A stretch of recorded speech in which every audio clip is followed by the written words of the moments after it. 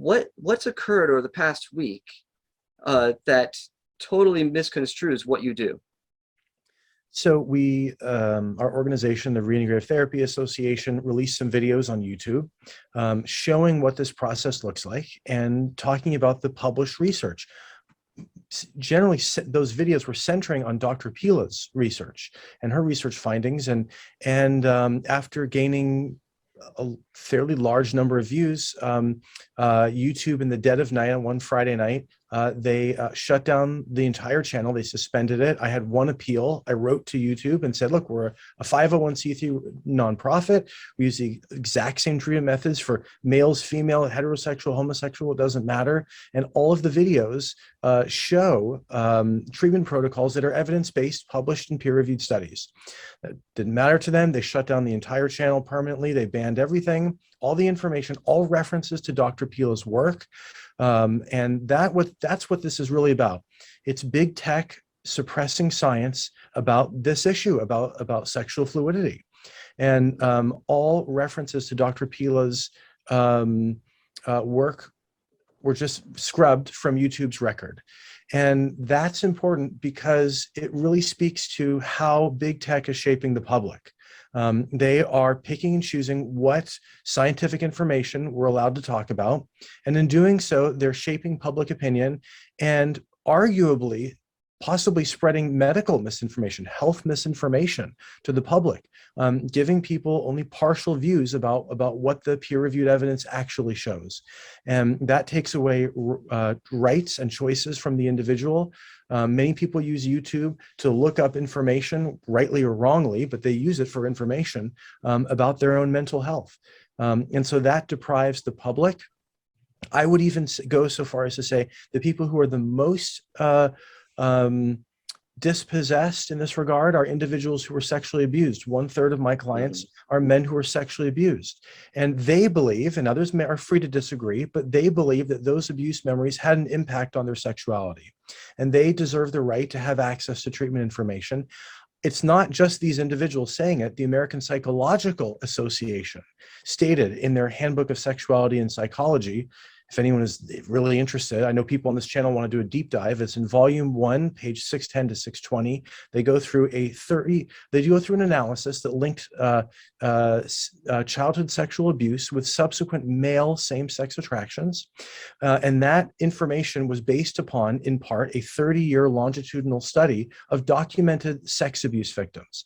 So this is not some fringe theory that Dr. Pela is talking about. This is mainstream peer-reviewed evidence that's being scrubbed from the record, and anybody who has any interest in having a free intellectual discussion on this topic should be outraged. Yeah. Now we can only speculate, but where do you think big tech, YouTube, was getting their information that what you're performing is something to be banning? 2 or 3 days before the ban, Forbes magazine published an article that specifically mentioned reintegrative therapy and saying these videos are, quote, misinformation. Now, YouTube called the videos hate speech in their personal email to me. Forbes called it misinformation. The Forbes article was basically copy and paste from another organization that's an offshoot of the Southern Poverty Law Center. So I suspect someone at the Southern Poverty Law Center saw the videos, saw how powerful Dr. Pela's work is, and decided that we need to call in a strike on this information because it's too dangerous. It undermines the prevailing cultural ethos on this topic. And so they called for a strike, and the videos were going to be banned, and that's it. And big tech took their marching orders. I mean, the Southern Poverty Law Center has nearly $500 million in funds. They're a very powerful legal group. And when they want something banned, apparently they get it banned. Now, this group that's a subsidiary of the Southern Poverty Law Center, that's the Global Project Against Hate and Extremism. And that was the report that they published listing like a dozen different organizations or ministries, counseling centers that they deem hate groups, which included Reintegrative Therapy Association. I just did a video on it, my last video, about time to wake up and rise up.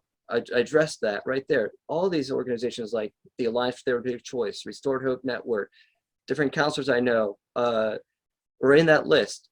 And so Yeah, it sure doesn't seem like it's a coincidence that a couple days after that was released, then YouTube goes straight for your channel. Mhm.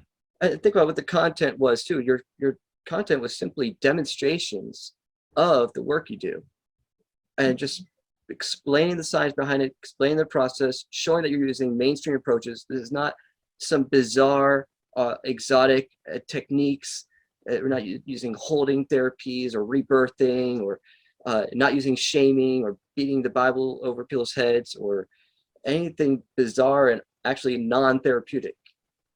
And yet it's deemed unscientific misinformation. Really indicates to me that they're really not actually looking at the research and not taking time to really look at it with any sort of good faith at all. And that's why Dr. Pela's research is dangerous, because it's mainstream, it's well done, it's done under rigorous scientific procedures and standards, and that's why it's dangerous. It's because it's so good that they find it to be so dangerous. Which actually is a perfect segue to the next topic here. And what have been the common attacks against safety? Dr. Pela, what some of the common attacks that we've heard and that your study sought to address? So, it's all on misinformation. I mean, that any attacks, of course, in the literature, there are a whole group of people for decades who have been trying to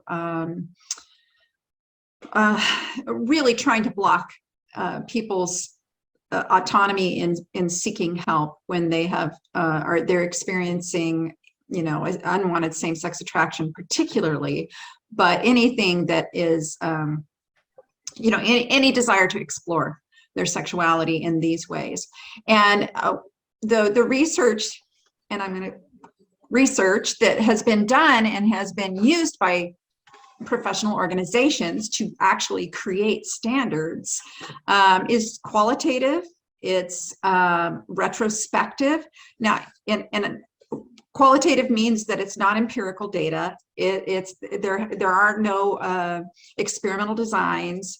It's retrospective, which means it's asking people to look back on their experiences in not just therapy, and you brought that up earlier, Andrew, is like any kind of experiences that they've had, whether it's church or a support group or whatever. They look back and they talk about what that was like for them and how they feel about it.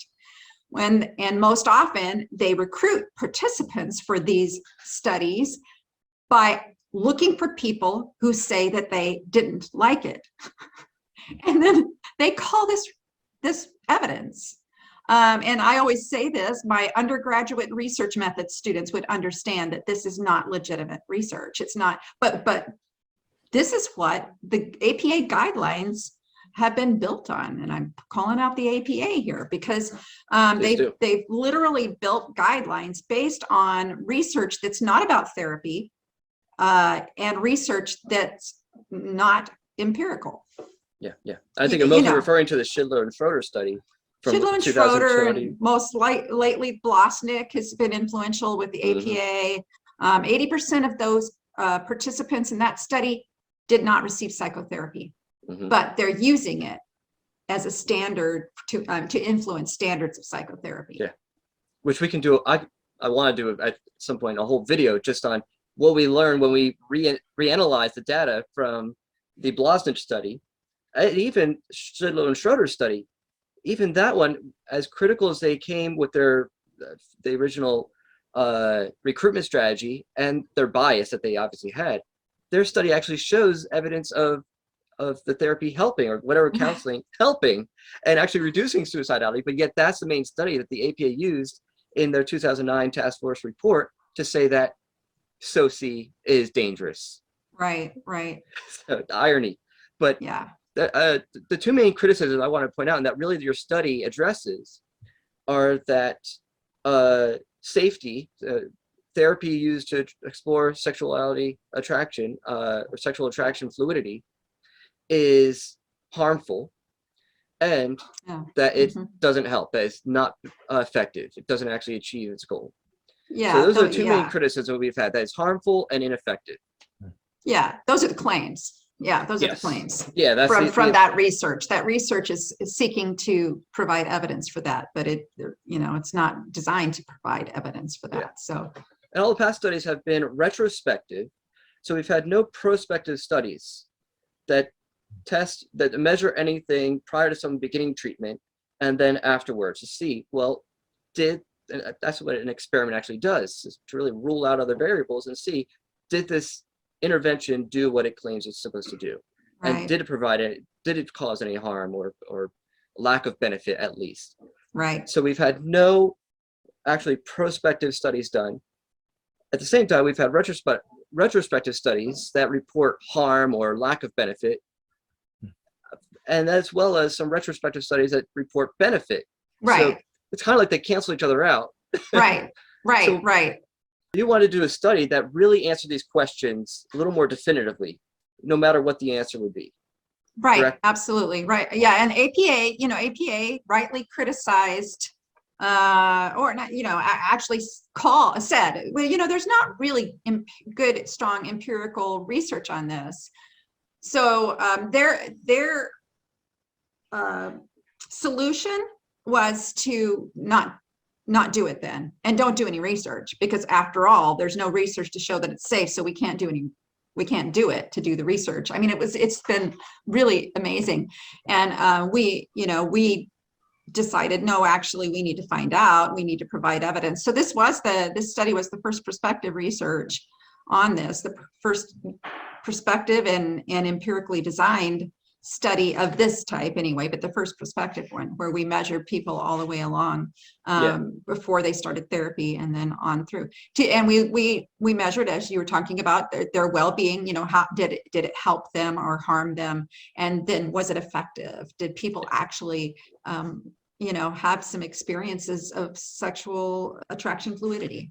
And I really want to hammer that point home, that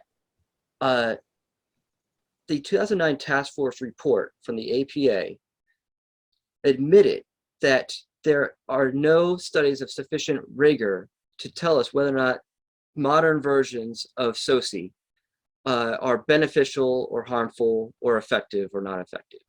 Right. And yet that 2009 task force report has been used over the past 10 years to justify all the therapy bans that we've been seeing. Right. And so the therapy bans we've been seeing have been based on very shallow research. And the main argument we've been hearing is all major medical institutions or associations or organizations condemn reparative therapy or conversion therapy or SOCI, but they don't ever actually quote the research done that definitively argues that case. Right. As you were talking about earlier about this, what Joe Sr. was getting accused of and all of this. And if you've ever seen any of his, I'm sure you guys have seen his videos, but to the audience, if you've ever seen his videos, the shame reduction that happens immediately, and his ability to do that was just artful.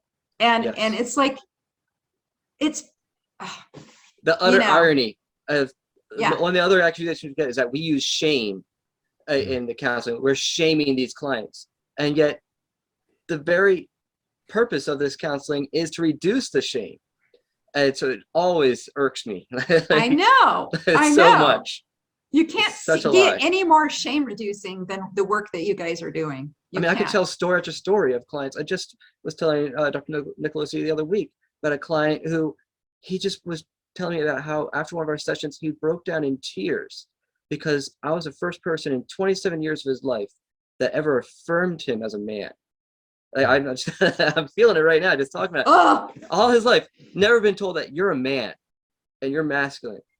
And just the joy he felt, but also the sadness to realize, wow, all my life I've never been told that. And you're telling me that we're shaming people? Like, give me a break. Like, I'm trying to keep it chilled as an interview, but I got fired up. Joe knows what I'm talking about. I was fired up about this because I see the attacks and the lies coming against the work we do, and it's just bogus. And the reality is we want the truth out there. If we were doing something harmful, we'd try to be all secretive. We wouldn't want people to investigate. We're the ones who've been asking for more research. We're like, well, come on, let's find out. Is it really harmful? Is it effective? Come on, please study it with us. And the APA has been discouraging research because, well, encouraging research may increase the harm because they've already made the conclusion that it's harmful. So to conduct a study would be bad in and of itself. You're drawing attention to how intrinsically anti-science and anti-intellectual APA's positions are, because now they're moving not just from discouraging research, they're taking positions that would result in full-blown elimination of all research into this field. They'd actually make it illegal. And if the United States moves in the direction of Canada doing research on this topic, that could get you like prison time. I mean, this is not like, George Orwell, 1984. This is not like Brave New World. This is actually happening.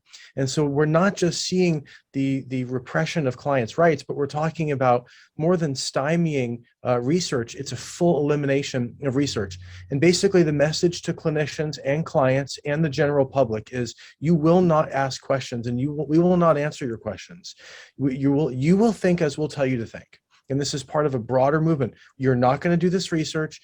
It starts with, you're not going to get this therapy. Then you're not going to read about it because, or listen to videos on it. We're going to shut that down. And then we'll make it by proxy of eliminating the therapy. You're by proxy eliminating the research. There's no possibility. What are you going to research if it's all been banned?